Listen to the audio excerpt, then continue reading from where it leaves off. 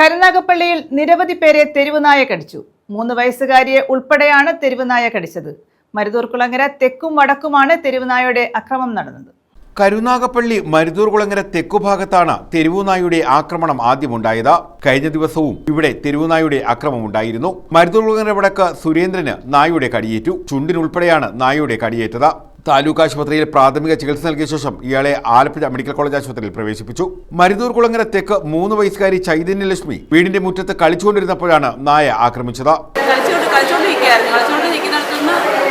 പട്ടി ഓടി വന്ന് വേഗത്തിൽ ചാടിക്കയറി പിടിച്ച വഴി മുറിവുണ്ടായത്.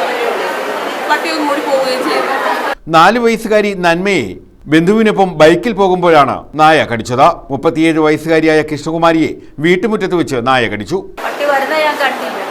നോക്കിട്ട് ചെരുപ്പ് അങ്ങോട്ട് അയാളിലോട്ട് കൊടുത്തേച്ച് കാശെടുക്കാൻ പറഞ്ഞ് അങ്ങോട്ട് ഒന്ന് പട്ടി ഓടി വന്നു. ചൂലയിലും കയ്യിലും കൂടെ അങ്ങ് കളിച്ചുകൊണ്ട് അങ്ങ് പോയി. അപ്പോൾ പട്ടി പടിഞ്ഞാട്ട് ചൂലുമായിട്ട് ഓടുന്നതാണ് ഞാൻ കാണുന്നത്. ഞാൻ എൻ്റെ കയ്യെ പട്ടി അടിച്ചതെന്ന് പറഞ്ഞ് ഞാൻ കണ്ടു. എൻ്റെ അമ്മേരും കാണുന്നു പട്ടി കടിച്ചത്. നായയുടെ കടിയേറ്റവർ കരുനാഗപ്പള്ളി താലൂക്ക് ആശുപത്രിയിൽ ചികിത്സ തേടി.